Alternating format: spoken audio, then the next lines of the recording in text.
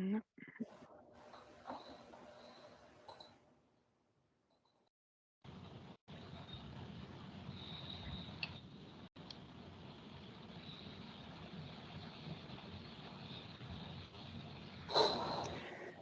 Excuse me. There we go. Right, can everyone see my screen? Yes. Yeah, that's perfect. Perfect. Okay. Thank you. All right. So I think it's fair to say Yes. that almost all engine manufacturers acknowledge the importance of monitoring their equipment to improve reliability and to reduce costs. And one of the most effective and least expensive condition monitoring techniques available to engine manufacturers and operators is oil analysis, as it provides a wealth of information about the lubricant's condition, contaminants, as well as the mechanical wear that's taking place. So in this presentation, we're going to talk about engine oil contaminants that, if left unattended, can cause failure. And then we're going to talk about Swiss cheese and serial killers. That's right, folks, serial killers and Swiss cheese. Now, I have a colleague of mine who believes that engines don't just simply die, they are murdered. And it's a rather dramatic sentiment, I know, but then we take the death of an engine quite seriously at WearCheck. And it was this dramatic sentiment that inspired the technical paper on which this presentation is based. Now, being an avid consumer of forensic crime drama television series like CSI, and having religiously watched all 15 seasons of CSI Las Vegas, I feel that I can confidently explain the procedure that takes place once a murder victim has come to the attention of the authorities.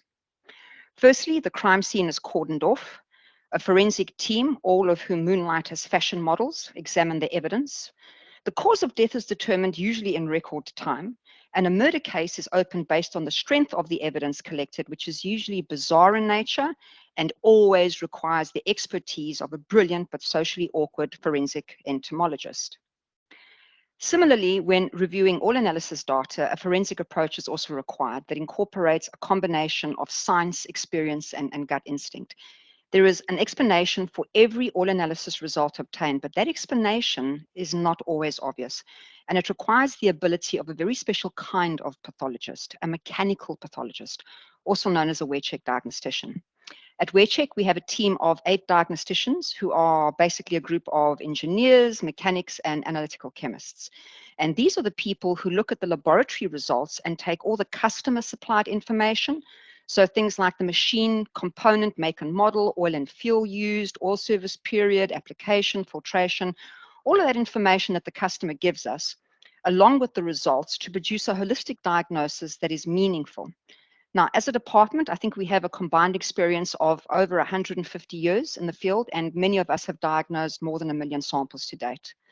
Now, from my experience, and this is my personal experience, good diagnosticians aren't made, they are discovered. You either have it or you don't. Diagnosticians are a very special breed of professionals that, well, I suppose they traverse the different disciplines of chemistry, mechanics, and tribology in pursuit of the truth. They spend their days delving into a world of numbers and turning the dark art of all analysis into something that ultimately keeps the wheels of industry turning. I would like to briefly touch on aspects of result interpretation because, like most things in life, it's not a straightforward process. And in that, accurate interpretation of results is greatly, and I mean greatly, dependent on the context in which the results are viewed. So by that, what I mean is that by what might be normal for one machine might not be normal for another, because each machine operates under its own set of circumstances and in its own environment. The diagnostics of an oil sample is also truly a mix of science, art, lateral thinking, and intuition, which might surprise a lot of people, but oftentimes one needs to take an indirect and creative approach to solving a problem, and that applies to life as well. The diagnostic process is also very much a holistic process in nature, in that the individual results are intimately interconnected and explicable only by reference to the whole mechanical system and sometimes to the whole machine. Now, contrary to popular belief, the absolute values measured by the laboratory instruments are not entirely relevant. What is meaningful is how the numbers have changed from the last sample. That is why trend analysis is the most important aspect of interpreting all analysis results. Trend analysis is used to highlight non-conforming test results, but experience is used to tell if that shift in trend is significant or not. So in this presentation, we are going to take you on a journey through the eyes of a mechanical pathologist tasked with identifying the modus operandi of some of the most lethal engine oil contaminants known to cause premature or even sudden engine failure. Now, one of the main functions of oil analysis is to monitor levels of contaminants inside the lubricating oil. And contaminants are classed as being either internal or external. So this refers to their point of origin. Internal contaminants are generated within the mechanical system, such as wear debris, combustion byproducts that accumulate in the engine oil as a result of burning diesel, things like fuel dilution and internal coolant leaks. External contaminants are substances that exist in the environment that should not be in the air, things like airborne dust, water, so things that basically we really don't want to be inside that particular system. Now, contaminants can be directly damaging to the mechanical system being lubricated. So we all know that dust is abrasive and can cause components to wear abnormally. Water can cause rust. But contaminants can also be directly damaging to the oil that's in use. They can actually cause the oil to degrade, which in turn may have an adverse effect on the mechanical system being lubricated. Now, when it comes to the analysis of used engine oils, specifically for condition monitoring purposes, certain contaminants are vitally important to monitor as they are often the root cause of premature oil degradation and engine failure. So after lengthy interrogation with several suspected engine oil contaminants, we have compiled forensic profiles on what we believe to be the most brutal killers known to the diesel engine. Warning folks, this presentation may contain disturbing graphic content. Right, let's begin our journey into the mechanically macabre with our first engine killer, fuel dilution, aka the volatile killer. This engine killer was responsible for 21% of all engine-related problems detected by WearCheck in the last year. Now, when unburned fuel leaks directly into the sump, the problems caused are twofold. There is a physical and a chemical effect, but we'll examine these attack modes in a little bit more detail. So the physical effect, the kinematic of viscosity of a fluid is defined as a fluid's resistance to flow under the force of gravity at a particular temperature. I'm pretty sure that most of us know that.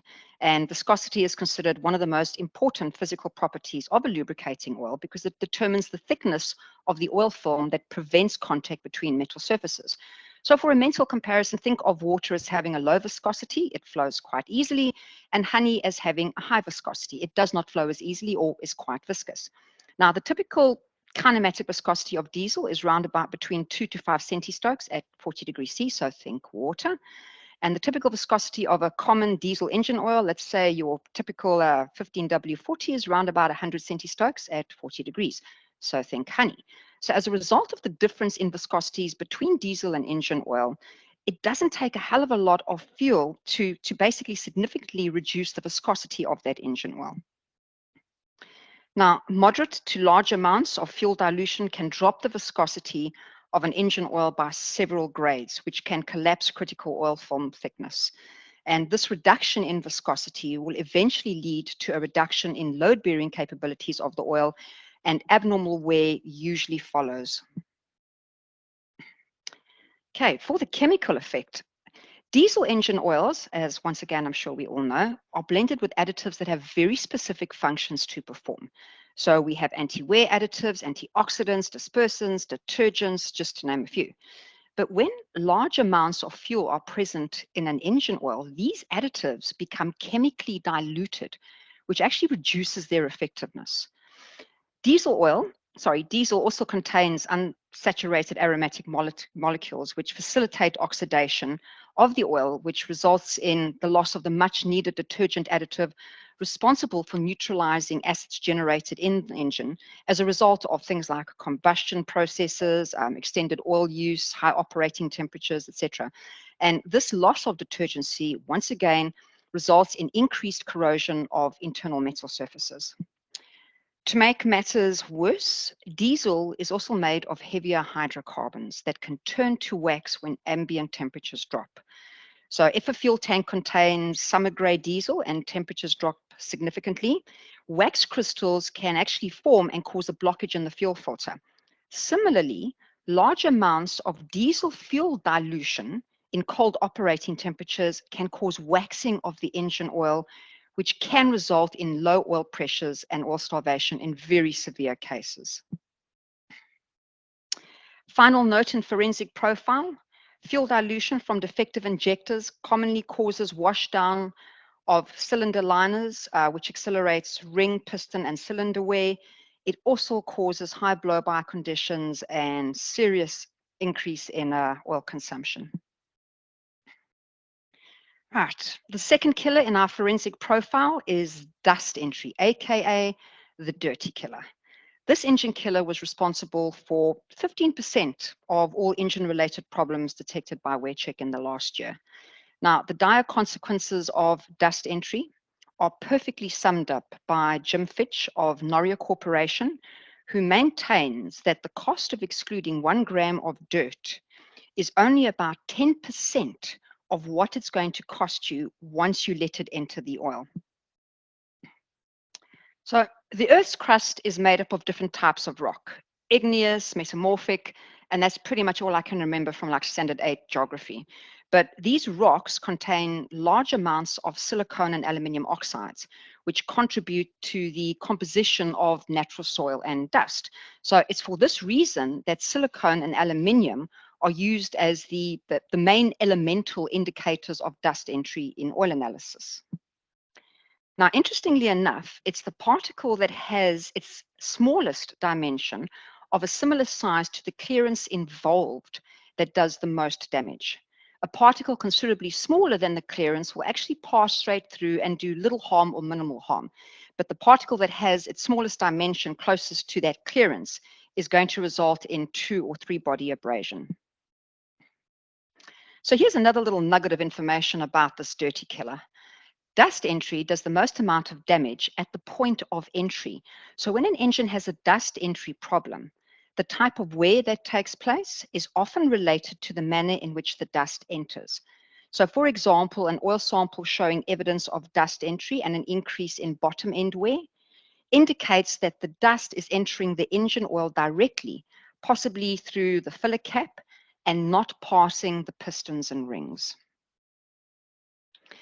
However, engine dust ingress takes place predominantly through the air intake. Your efficient air filtration removes most of the dust ingested, but the remaining dust not removed by the filters or by cleaners consists of very small abrasive particles that could be 10 micron to submicron in size. So just to give you an indication of how small we're talking, if you look at a dust mite, you're looking at round about, this is the average diameter, round about 150 microns, human hair diameter around about 90 microns, depending on how bad or how good your eyesight is, visibility threshold of round about 100 microns, and a red blood cell is 7 microns. So we're looking at 10 microns and below. So we're talking vanishingly small particles. Now, as a result of the small clearances between piston ring and liner bore, it's these small little particles, these little airborne dust particles, that pose the biggest threat when leaks occur in the induction system. These dust particles will pass between the ring, piston, and cylinder and eventually become suspended in the oil. Now, if that wasn't bad enough, there's also the issue of load distribution, which a lot of people aren't aware of. The thin oil film that separates working surfaces prevents direct contact between the surfaces, reducing the amount of friction and the rate of wear. This oil film also absorbs shock loads, and it also helps to distribute the load over the entire surface. So when you have a dust particle that is introduced between the two surfaces, it actually changes the loading of the surface from one of even distribution to a point load concentrated on that little dust particle with tremendous pressure. Quite nasty. Okay, so silicon detected in oil by the spectrometer. So that's the instrument that we use to measure the elements inside the oil. So silicon can have a number of different sources. It can be a wear element, airborne dust. It could be an additive, your antifoamant additive. It could be from silicone-based gasket compounds, and even as a byproduct of combustion. So it's always important to look at the ratio of silicon to aluminium and to also take the environment the machine is working in into consideration, as the ratio of silicon to aluminium can vary depending on the geographical location. So, for example, in South Africa, the ratio of silicon to aluminium can vary from, let's say, 3:1 on the East Coast to as much as 15:1 on the West Coast. So context, once again, always very, very important when looking at an oil sample and trying to interpret the results. Now, the last point over there, silicon as a byproduct of combustion, is actually interesting. So excuse this little detour. You might not have heard of siloxanes. These are silicon-containing compounds, but there is no doubt that you've come across them in your everyday life, in that you've washed your hands with them, they brush your teeth, they even clean your clothes. Now, siloxanes are most widely used in the cosmetic industry, but they're also used in the manufacturing of plastic products, and believe it or not, even in the food industry as an oil substitute to create low kilojoule fuel products for like the diet conscious. But when siloxane containing products are disposed of into landfills, landfill sites and anaerobic treatment systems, they actually volatilize into the biogas.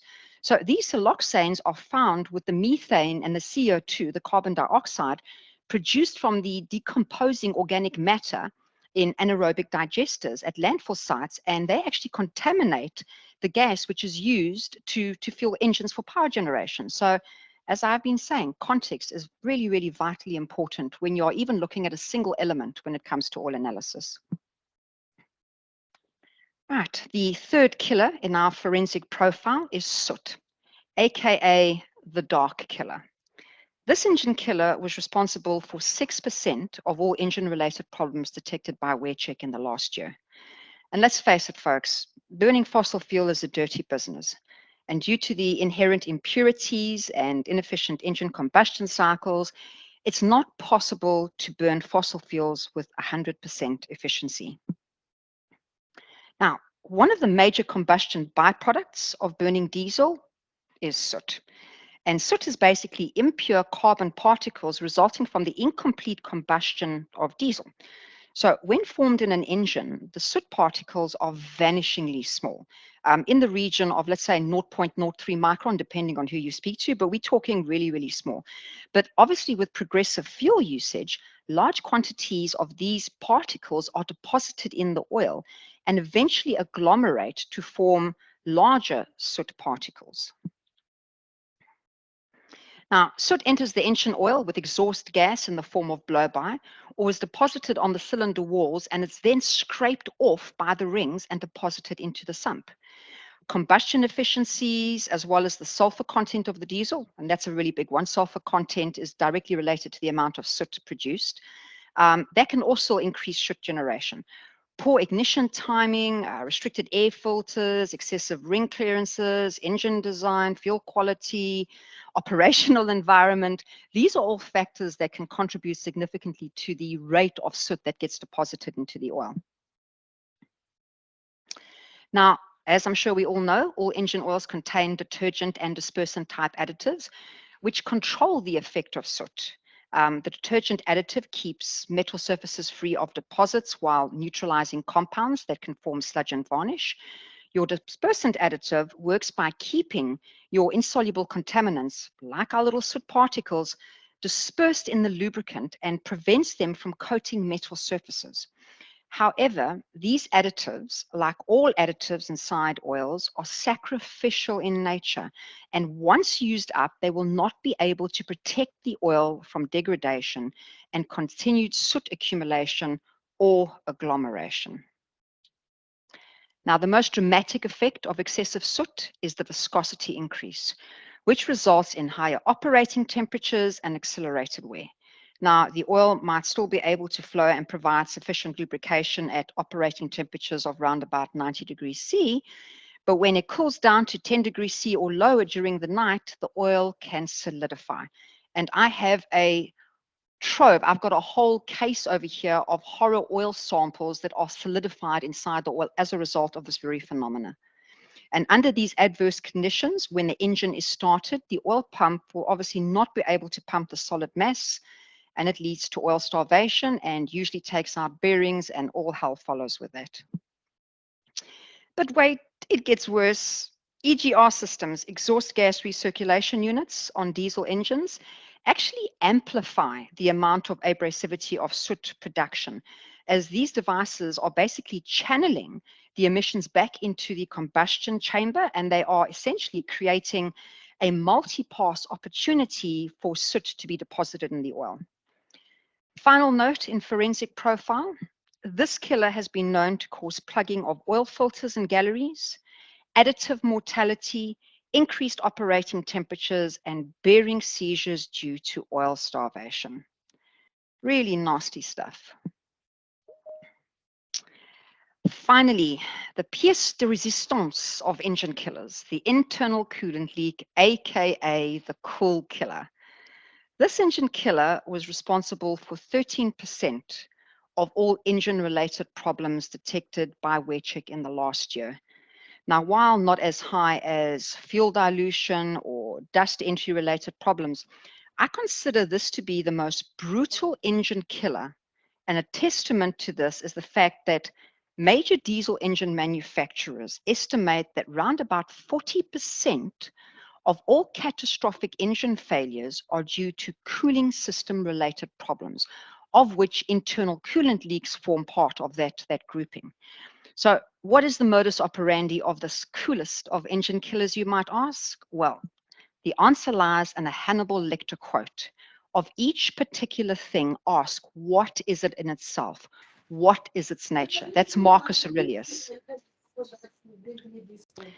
Generally speaking, most coolants are a mixture of water, glycol, and additives. Now, the water part acts as a heat transfer medium, while the glycol component of your coolant raises the boiling point and lowers the freezing point of the water that it's mixed with. The additive portion of the coolant is there to protect metals in the cooling system from corrosion, cavitation, and things like scale formation. Now, internal coolant leaks can sometimes be confusing as there is often no physical water present in the oil. This is due to the operating temperatures and pressures in the engine, which ensure that in most cases, the water evaporates off. However, the additives in the coolant will contribute to the elemental concentrations of sodium, boron, potassium, and silicon in the oil. And it's this elemental family from the coolant additive system that serves as a marker to actually confirm that the oil is contaminated with coolant. Now, coolants can leak into engine oil in a variety of different ways, from defective seals, blown head gaskets, damaged or corroded cooler cores, water pump seal failures. But one of the most common causes of internal coolant leaks is liner perforation. Now, liner perforation occurs when the liner vibrates to the rhythm of the piston movement during the compression and the combustion stroke. This movement causes a pressure wave to form little negative pressure regions that nucleate vapor bubbles. As the combustion chamber fires, these little vapor bubbles actually implode and can literally blast small little holes into the liner wall. The introduction of coolant into lubricating oil, into engine oil, really exposes your engine to a dangerous cocktail of chemicals that can very quickly progress to engine failure in a very short period of time. But let's take a closer look at this killer's calling cards. Okay, so glycol contamination of engine oil can increase the oil's viscosity, and this can lead to insufficient flow of the oil to critical metal surfaces. Added to this, glycol and its reaction byproducts can also aggressively promote oxidation of the base oil, which will further thicken the oil. Remember, if it's too thick, it can't flow, and if it can't flow, it can't cool. So any dramatic increase in the oil's viscosity will have an adverse on the oil's cooling ability. It really is a vicious circle, or maybe we should change that to it really is a viscous circle.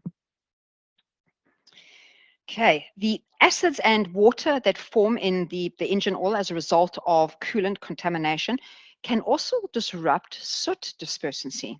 Now, a prominent oil filter manufacturer claims that 65% of filter plugging complaints in engine oil filters actually involve coolant in the crankcase, and that just round about 0.3 to 0.4% of coolant in the engine oil is actually enough to coagulate soot and cause a dump out situation leading to sludge deposits, oil flow restrictions, and filter blockage. Glycol can also react with oil additives causing precipitation.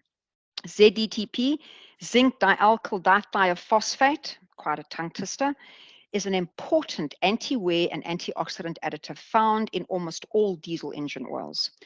When the engine oil is contaminated with glycol, ZDTP will form reaction products, and this can actually lead to a loss of anti-wear and antioxidant performance. So basic additive mortality.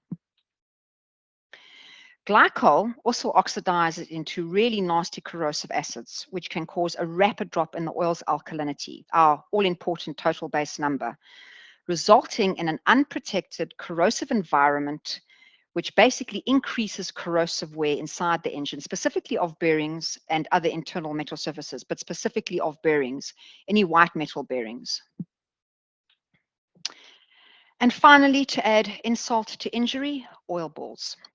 Oil balls are abrasive spherical contaminants that form from the reaction of the detergent additive in the oil and glycol contamination. Oil balls are also known to cause damage to crankcase bearings. They're actually quite abrasive, and other frictional metal surfaces inside the engine. Okay, folks, the time taken for engine fault progression can vary significantly for the contaminants profiled in this technical presentation. There are also several aggravating factors that can drastically shorten the failure development period, like deficient maintenance practices, oil quality, and filtration. Now, sudden death engine failures from moderate concentrations of contaminants are usually accompanied by one or more of these aggravating factors, whereas high concentrations of contaminants in an engine oil can result in like a sudden death failure, irrespective of any of these aggravating circumstances.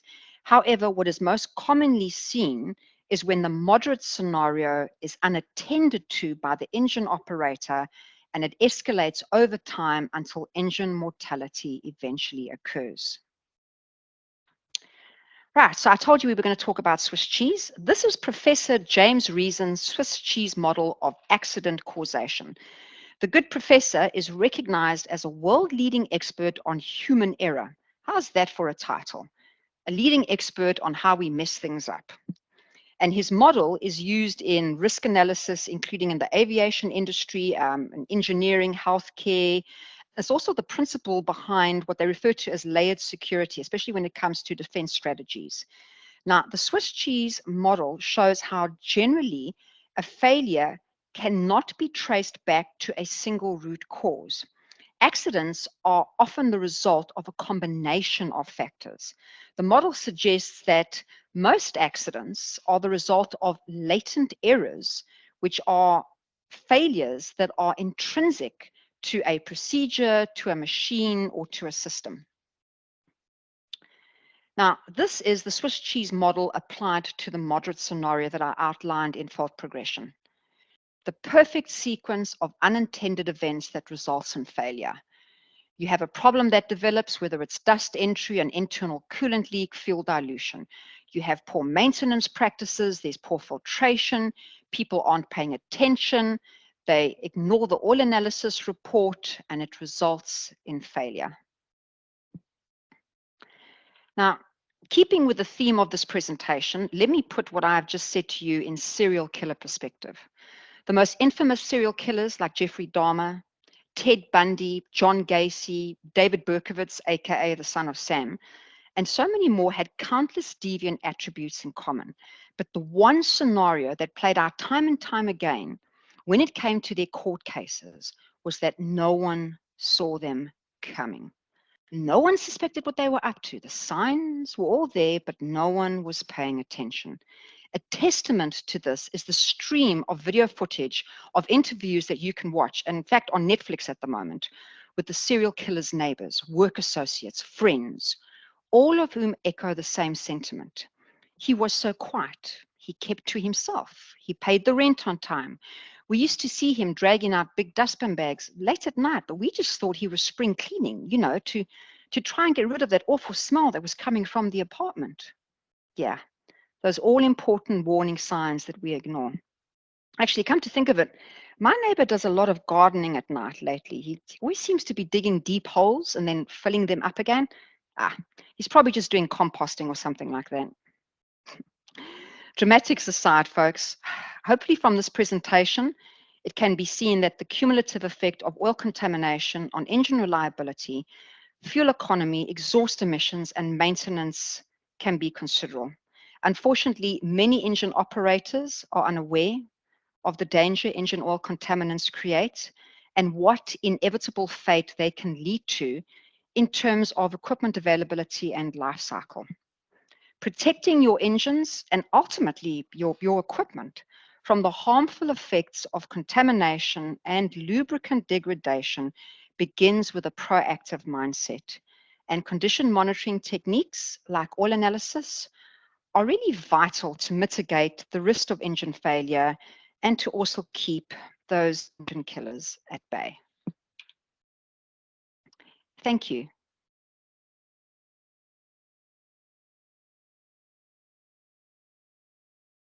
Well, thank you, Stephen. That's a powerful message. And the real question is how do we get that out to all the engine users out there? In terms of you've said a heck of a lot in what 30 minutes or so, and yeah, it's very vital aspects that you mentioned in a light-hearted way. I mean, the one thing that probably drives you insane or drives me insane is getting an oil analysis without any background information. Yeah. Or in a Coke bottle or in something else. What's the point of analyzing it? So yeah, that's a message that we need to, all of us on the call need to get out there and spread this message. It's not just as easy as 1, 2, 3. I think the other aspects that you highlighted is I'm still shocked that a large proportion of the South African and African fleet still runs on 25-year-old technology. Yeah. API CF4 is still alive and well, and marketers push it, and end users buy it, and it's pointless, in my view. Agreed. I think, from my perspective, there is a storm coming. There is a very big storm coming. In fact, the storm, we can already see it on the horizon. We are going to see a complete shift in the lubricants that we're going to use. We are going to see a shift towards gas engines. We have to worry about hydrogen technology, electrification. And I mean, we can't even get people right now with their fleets to use the right oil. What is going to happen when you've got a mixed fleet and they have to use low SAPS oil and they use the wrong oil in the wrong application? Because then it's really going to be severe. It's not going to be, well, we can get away with this for 250 hours. You're really going to cause damage. So there's a storm coming, and we need to prepare ourselves, and we need to educate everyone, and hopefully through this platform. Especially with API FA4 coming on the scene, which isn't backward compatible. I can see big issues. Yes. With backward compatibility, we've been okay, but that's no longer the case. And with different fuels, you mentioned biogas and those kind of things, and people don't realize that.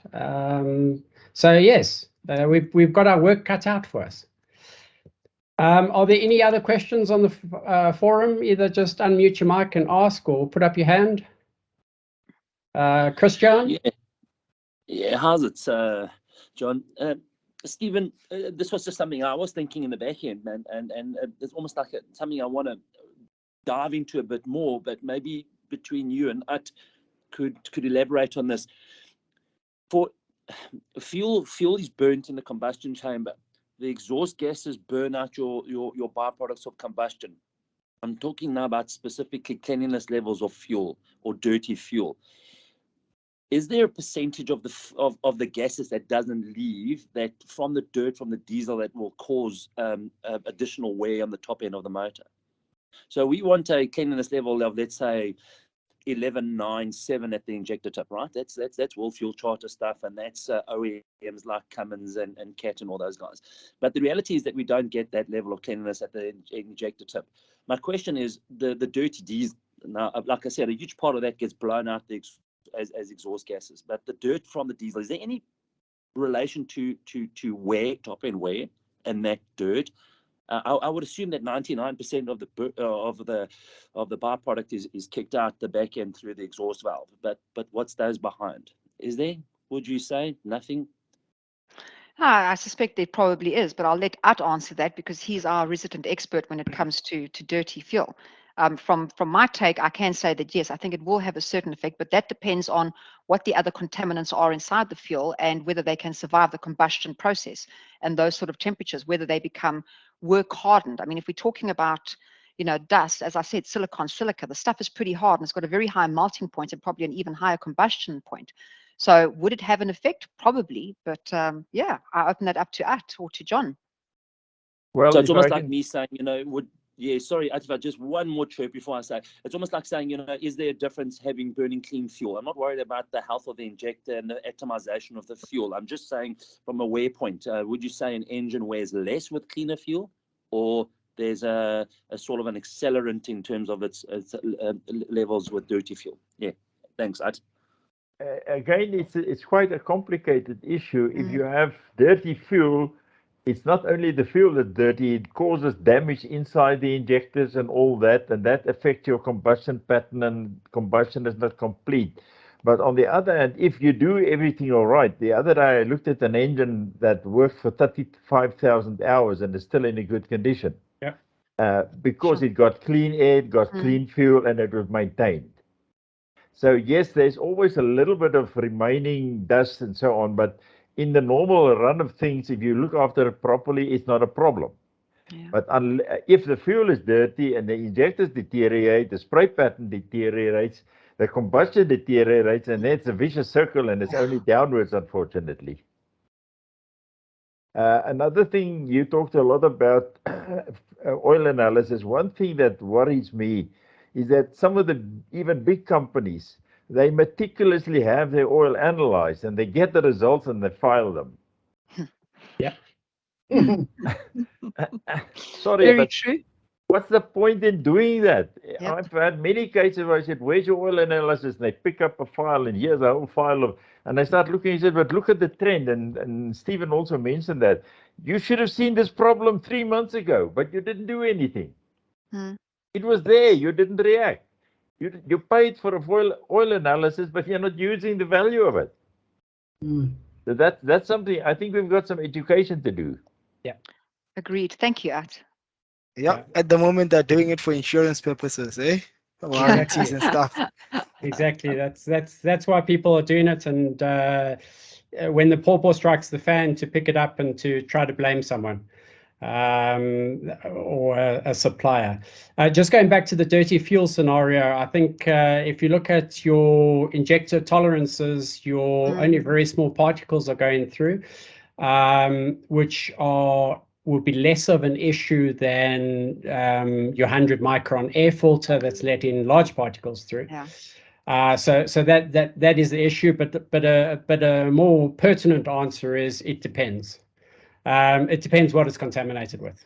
Yeah. So very good point, but it all depends. And damage to your injectors would happen with dirty fuel quicker, which impacts the life of your engine, the life of your oil, etc. But that's from the damage to the injectors rather than the dirt doing the damage to the engine.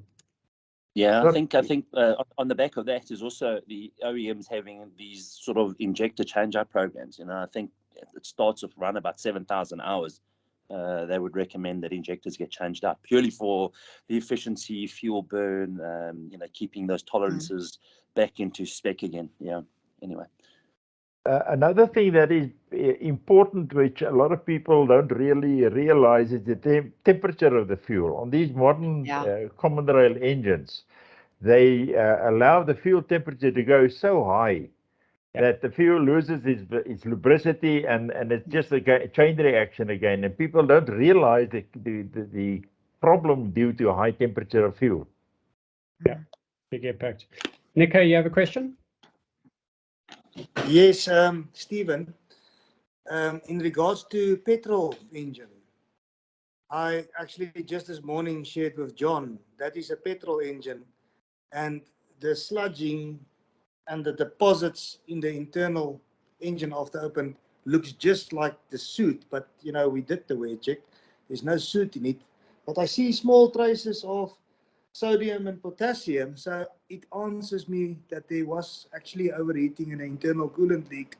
And now I understand more clearer how the glycol interchanges with the chemical reactions happening and causes this big bad deposit. And it's like you have to scrape it off with a knife. You can't even flush it out. It's nasty. It's real nasty. And then the customer wants to know, why did my engine break? Yeah. That's a serious challenge. Christian, have you still got a question, or is your hand up? No, sorry, man. I don't know how to get my hand down. Click on reactions and take your hand down again. Oh, there we go. Sorry, mate. Okay, no problem. Cool. Are there any other questions? John, question. This presentation, it's not burdensome, and it's very informative. And why shouldn't it be part of the OEM standard training program? Because I don't think it's first of all, I know it's a wear check thing, but I see it as very generic. And I think the way it's put across is the way students in the OEM technical section would appreciate it. So what's stopping us from giving it as a thing from the SAIT to Mercedes-Benz and Scania and the whole crew?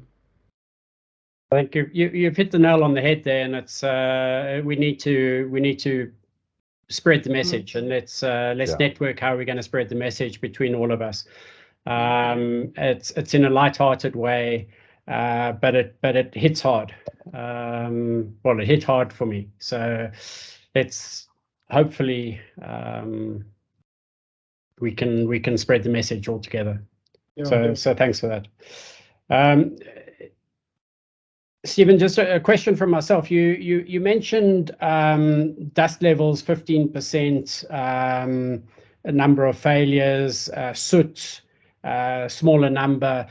Have you seen a trend over the years? So have the number of soot failures come down because of fuel sulfur coming down? Absolutely. What I'm seeing in the marketplace is, from a hydraulic oil perspective, etc., people aren't worrying about keeping hydraulic systems clean. It's not getting cleaner, but it's not getting worse. Are you seeing those kind of trends, or are we just carrying on bulleting forward as normal? Trend, when it comes to which killer goes, which killer basically takes the most victims, it really does come down to application. So you will find that there are, machines that are used in the construction industry. You still have a high percentage of dust injury related problems because they're building, they're doing roads, etc. If you look at mining, strangely enough, you don't really see that much airborne dust. What you will, however, find is process contamination. So if you have an ADT working in an iron ore environment, guess what? That forms part of the dust.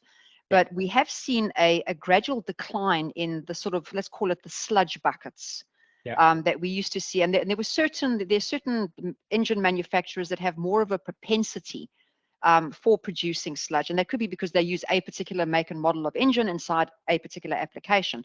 But overall, we've seen quite a drop in the amount of soot. So, and also this could also be attributed to the oils that are in use, so you got quite a bit of dispersant detergent type action taking place inside your credible oils.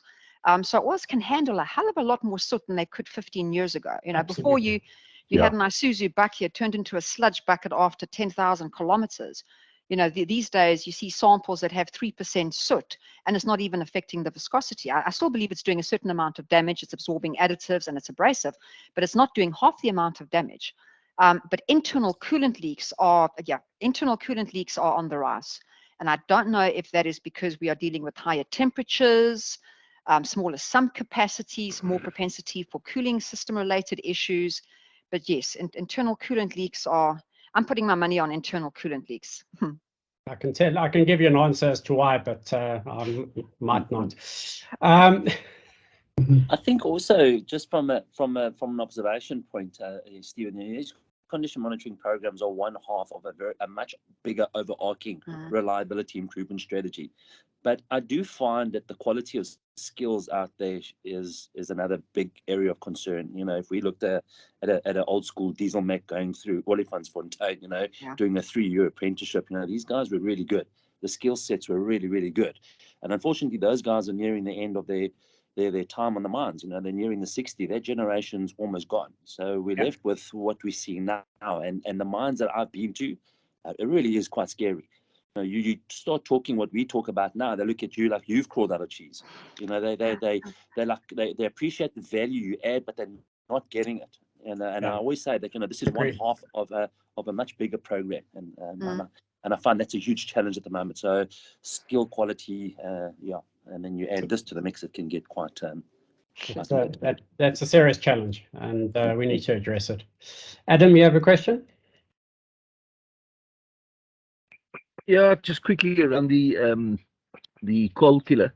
Are the organic acid extended life coolants less aggressive when there is dilution? Sorry, Adam, you were breaking up there a little bit. The old type, Adam, you're breaking up. I think the question, Stephen, is the OAT. The OAT technology, is it less aggressive to the soot thickening, to the lubricant thickening? You know what? I wish I could answer you honestly, but it makes it very difficult because a lot of our customers either don't describe the coolant that they're using, or there's a mixture of coolants in place. And the difference with your let's call it your oats, your HOATs, the different flavors that you get when we're looking at the different organic acids, is that a lot of these tend to be sort of nitrite free, nitrate free, pretty much everything free.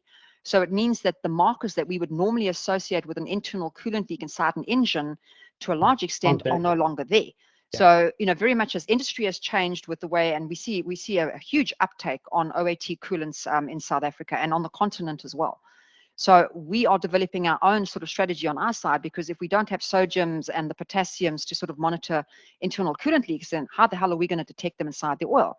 Well, the answer in most cases is using gas chromatograph sort of technology to be able to detect glycol. At least that part we know we still have. But truthfully, I can't really say whether there is more of an increase in internal coolant leaks with the OAT technology. I think just from my aspect, last time I did a fleet survey, I found 15% compliance of coolant in the machines.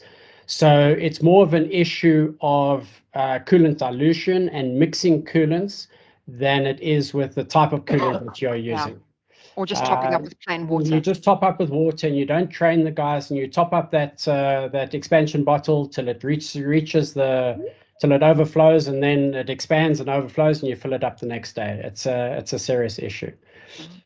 Charles, I think your hand was up.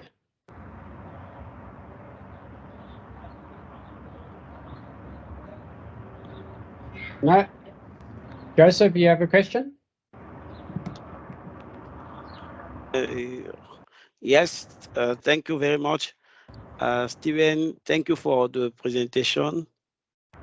I'm Joseph, I'm calling from Cameroon. Okay, I have a question, please.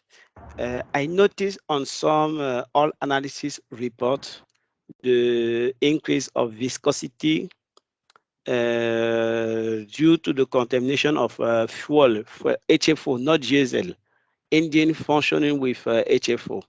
I noticed some increase of Yes, in viscosity. Yeah, But yeah. I read somewhere that this can be caused by the presence of asphaltene. Asphaltene.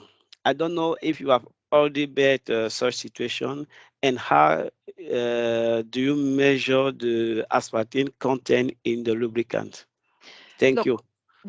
Thank you for the question. When it comes to fuel dilution with engines using HFO goes in the complete opposite direction. So with HFO being as thick as it actually is, you actually have an increase in viscosity. And the way we usually pick that up is also with the elemental analysis. You often find that your sulfur readings, you have a pretty good idea of what the baseline sulfur is of the oil itself. And you often find that when you do have HFO contamination inside engine oil, which is fuel dilution, the viscosity goes through the roof. You find that your nitrates, your nitration goes through the roof, and you also find that your sulfur content goes through the roof. So fuel dilution could be viscosity going up or viscosity going down. It really does depend on the viscosity of the fuel itself and how it impacts the engine oil.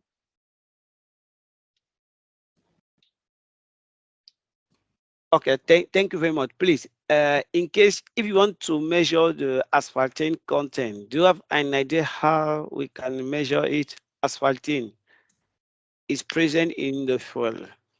Yeah, well, I mean, there's a number of labs that actually do asphaltene testing. I think we sort of outsource it, but I know that, for example, the likes of SGS, and I'm pretty sure Intertech would be able to measure asphaltenes. You can test it in the fuel. Yeah. Yeah. Okay, now you test it in the fuel, and if you want to, because the problem we are facing, or me I face it sometimes, is to measure the quantity of fuel inside the lubricants. It's possible with diesel, sometimes with flashpoint.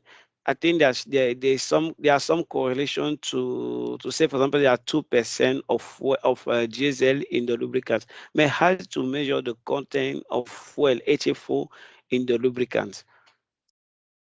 Yeah, you need to be careful when you do that. So, oftentimes, I mean, you if you really wanted to, you could basically dose a whole bunch of new oil samples with varying amount of let's say diesel or any fuel, and you'd probably get a straight line graph. But when you have oil and inside an engine with the operating pressures, with the temperatures, you have different things taking place. So, for example, you can have a diesel engine that has fuel dilution and excessive soot at the same time. Both of these are problems, but the one is canceling the other one out, and the viscosity is exactly the same. So, to sort of look at the viscosity alone and sort of get an indication of fuel dilution, that can be quite dangerous. There's so many other things taking place in an engine environment you need to look at it holistically. You can't look at it in isolation. Yeah, that's the challenge. Charles? Yeah, can you hear me now? Yeah, can you hear you? Perfect. Okay, I was on mute. Sorry, guys. Yeah.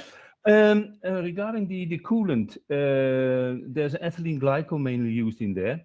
And my experience in gearboxes is that if you change a gearbox from mineral oil to polyglycol, that's also an ethylene glycol mainly, then there's not so much of an issue. You flush a bit and then the remaining mineral oil will float on top.